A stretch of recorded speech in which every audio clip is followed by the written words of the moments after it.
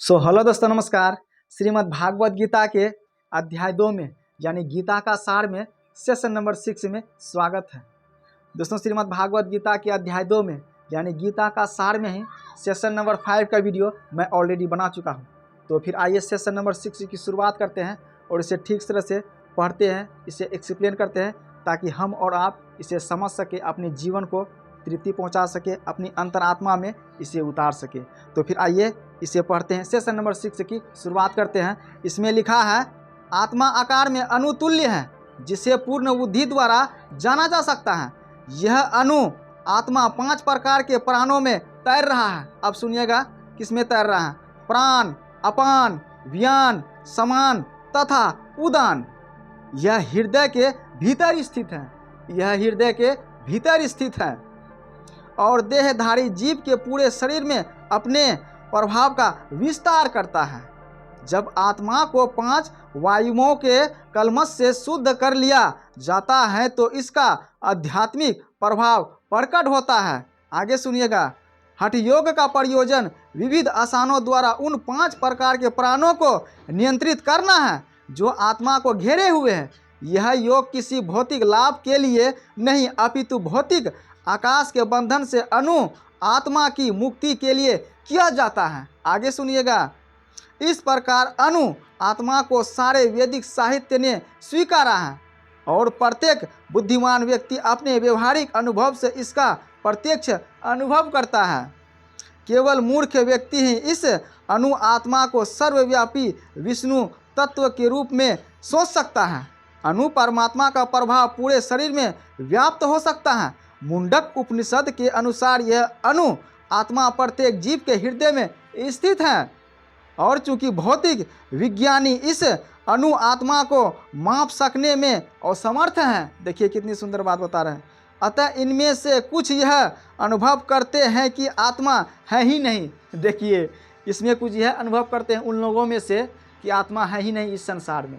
देखिए कितनी बड़ी विडंबना की बात है। व्यष्टि आत्मा तो निसंदेह परमात्मा के साथ साथ हृदय में है। व्यष्टि आत्मा प्रायः ईश्वर के साथ, भगवान के साथ, परमेश्वर के साथ, परमात्मा के साथ हमारे हृदय में वास है और इसलिए शारीरिक गतिविधियों की सारी शक्ति शरीर के इसी भाग से उद्यत है। देखिए जो लाल रक्त कण फेफड़े से ऑक्सीजन ले जाते हैं वे आत्मा से ही शक्ति प्राप्त करते हैं।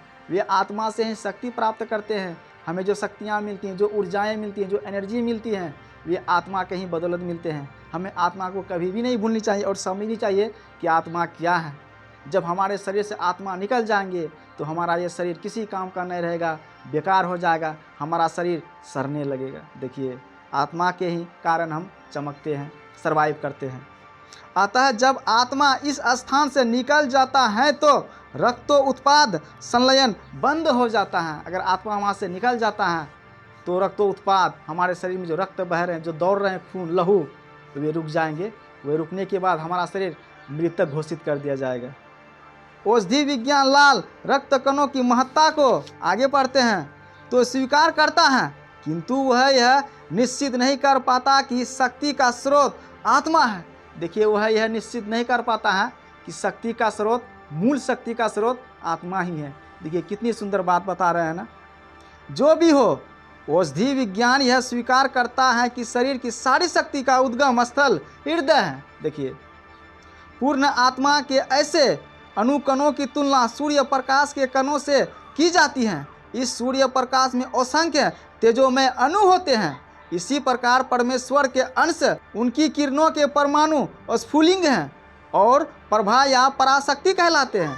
अतः चाहे कोई वैदिक ज्ञान का अनुगामी हो या आधुनिक विज्ञान का, वह शरीर में आत्मा के अस्तित्व को नकार नहीं सकता। भगवान ने स्वयं भागवत गीता में आत्मा के इस विज्ञान का विशद वर्णन किया है। अब देखिए एक श्लोक के माध्यम से इसे समझने का प्रयास करते हैं। एक श्लोक है, अंतवंत इमे देहा नित्य अस्यो शक्ति शरीर न अनासीनो अपरमेयस्य तस्मा द्युत्यस्व भारत। अब इसका अर्थ समझिए कितना सुंदर है। इसका अर्थ है अविनाशी अपरमेय तथा शाश्वत जीव के भौतिक शरीर का अंत अस्यम भावी है। अतः हे भरतवंशी युद्ध करो, अतः हे भरतवंशी युद्ध करो। बार बार भगवान श्री कृष्ण अर्जुन को समझाते हैं कि हे भरतवंशी, हे अर्जुन, युद्ध करो, अपने धर्म की पालन करो, अपने जो कर्तव्य हैं, जो धर्म है उसका पालन करो, दुनिया की चिंता छोड़ो, दुनिया के झोर झमेले से निकलो, युद्ध करो। जो तुम्हारा क्षत्रिय धर्म है, जो तुम्हारा धर्म है, जो तुम्हारा कर्तव्य है, अपने धर्म को ऊपर रखो और सत्य की विजय कराओ। भगवान श्री कृष्ण अर्जुन को ऐसे ही समझाते हैं। तो फिर आइए आगे पढ़ते हैं, सुनते रहिएगा। अब इसका तात्पर्य समझते हैं। इसका तात्पर्य देखिए कितना सुंदर है, कितनी खूबसूरत बात लिखी हुई है। भौतिक शरीर स्वभाव से नाशवान है। हमारा भौतिक शरीर स्वभाव से नाशवान है। आप भी जानते हैं, दुनिया के सब कोई जानते हैं, इससे रूबरू हैं कि हमारा शरीर एक ना एक दिन नष्ट हो जाएगा, क्योंकि शरीर नाशवान होता है। यह तत्क्षण नष्ट हो सकता है, यह तत्क्षण नष्ट हो सकता है, या किसी भी पल, किसी भी वक्त शरीर नष्ट हो सकता है। मृत्यु कभी भी आ सकती है और 100 वर्ष बाद भी यह केवल समय की बात है, और 100 वर्ष बाद भी यह केवल समय की बात है। मृत्यु तो निश्चित ही है दोस्तों, यारों समझ जाओ, दुनिया यहाँ नहीं है। इसे अनंत काल तक बनाए रखने की कोई संभावना नहीं है। सुनिएगा, किंतु आत्मा इतना सूक्ष्म है कि इसे शत्रु देख भी नहीं सकता है। देखिए कितनी सुंदर बात बता रहे हैं। आत्मा इतने सूक्ष्म है, इतने छोटे हैं कि उसे शत्रु देख भी नहीं सकता है, कोई भी नहीं देख सकता है। मारना तो दूर रहा, जैसा कि पिछले श्लोक में कहा गया है, मारना तो दूर रहा पर इसे देख भी नहीं सकता है। यह इतना सूक्ष्म है कि कोई इनके मापने की बात सोच भी नहीं सकता है। यह इतना सूक्ष्म है, यह इतना छोटा है, इसे कोई मापने की बात सोच भी नहीं सकता है, कल्पना भी नहीं कर सकता है। दोस्तों देखिए कितनी सुंदर है ना। अतः दोनों ही दृष्टि से शोक का कोई कारण नहीं है। अतः दोनों ही दृष्टि से शोक का कोई कारण नहीं है। अर्जुन को कह रहे हैं कि दोनों ही दृष्टि से तुम शोक मत करो, तुम लड़ो, युद्ध करो, अपने धर्म को जिताओ, सत्य को ऊपर रखो। क्योंकि जीव जिस रूप में है, नो तो उसे मारा जा सकता है, नो ही शरीर को कुछ समय तक या अस्थायी रूप से बचाया जा सकता है। देखिए कितनी सुंदर बात है। शरीर को अस्थायी रूप से आप बचा नहीं पाएंगे, किसी ना किसी पर कोई ना कोई घटना होती ही रहती है, इसका कोई गारंटी नहीं है, क्योंकि शरीर नाशवान है, ये नाश होते रहता है। पूर्ण आत्मा के सूक्ष्म कण अपने कर्म के अनुसार ही यह शरीर धारण करते हैं। अतः धार्मिक नियमों का पालन करना चाहिए। वेदांत सूत्र में जीव को प्रकाश बताया गया है, क्योंकि वह परम प्रकाश का अंश है। जिस प्रकार सूर्य का प्रकाश सारे ब्रह्मांड का पोषण करता है, उसी प्रकार आत्मा के प्रकाश से इस भौतिक देह का पोषण होता है। देखिए, जिस प्रकार से सूर्य का प्रकाश पूरे ब्रह्मांड को पोषित करता है, पूरे ब्रह्मांड को जगमगाता है, पूरे ब्रह्मांड में रोशनी बिखरता है, उसी तरह से आत्मा हमारे शरीर में है। उसी प्रकार से आत्मा के बदौलत ही हमारा शरीर चमकता है, हमारा शरीर पोषण होता है। किसके कारण? आत्मा के कारण। जब हमारे शरीर से आत्मा निकल जाएंगे, वे चेतना निकल जाएंगे, हमारा शरीर किसी काम का नहीं रहेगा, बेकार हो जाएगा, हमें मृत घोषित कर दिया जाएगा। तो आइए आगे पढ़ते हैं। जैसे ही आत्मा इस भौतिक शरीर से बाहर निकल जाता है, शरीर सड़ने लगता है। जैसे ही हमारे या आपके शरीर से आत्मा निकल जाते हैं, तो ये शरीर किसी काम का नहीं रहता है, यह शरीर सड़ने लगता है। सुनिएगा, अतः आत्मा ही शरीर का पोषक है। अतः आत्मा ही शरीर का पोषक है। जिस तरह से सूर्य का प्रकाश पूरे ब्रह्मांड को पोषण करता है, पोषित करता है, उसी तरह से आत्मा भी हमारे शरीर का पोषण है, पोषणहार है, हमें चलाता है। हम सर्वाइव करते हैं आत्मा के ही बदौलत। देखिए आत्मा कितनी बड़ी चीज़ है, हमारे शरीर का कितना मायने रखता है, कितनी बड़ी भूमिका है।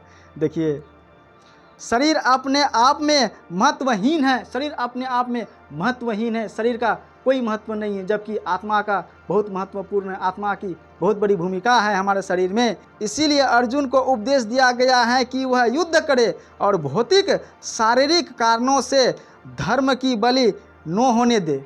देखिए, कहते हैं वह धर्म का पालन करे, किसी भी गतिविधि से, किसी भी कारण से उसे शोक करने का कोई कारण नहीं है, वह अपने धर्म की बलि न दे। भगवान श्री कृष्ण समझाते हैं अर्जुन को। तो फिर आइए एक श्लोक के माध्यम से इस कहानी के दौर को आगे बढ़ाते हैं। एक श्लोक है जो कि मैं आप लोगों के समक्ष पढ़ना चाहूँगा। श्लोक है, यो एनम व्यति हंतारम यस्य नम मान्यते हतम। सुनिएगा, उभो तो नो विजानितो नायम हंति नो हंतिये।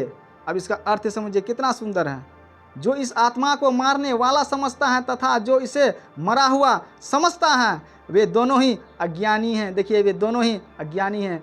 जो आत्मा को चोट पहुंचाना चाहता है, जो ये समझता है कि आत्मा को मार सकते हैं, आत्मा को चोट या आघात पहुंचा सकते हैं, ये दोनों ही मूर्ख हैं। देखिए कितनी सुंदर बात लिखी हुई है, जो मरा हुआ समझता है और जो आत्मा को मरा हुआ समझता है, क्योंकि आत्मा नो तो मरता है और नो मारा जाता है, क्योंकि आत्मा नो ही मरता है और नो ही मारा जा सकता है। आप किसी भी प्रतिक्रिया से, किसी भी गतिविधि से आत्मा को आघात या चोट नहीं पहुंचा सकते हैं, आत्मा को आप नहीं मार सकते हैं, कभी भी नहीं, कदापि नहीं, ये ऐसा हो नहीं सकता है। तो फिर आइए आगे पढ़ते हैं, इसका तात्पर्य समझते हैं। इसका तात्पर्य कितना सुंदर है।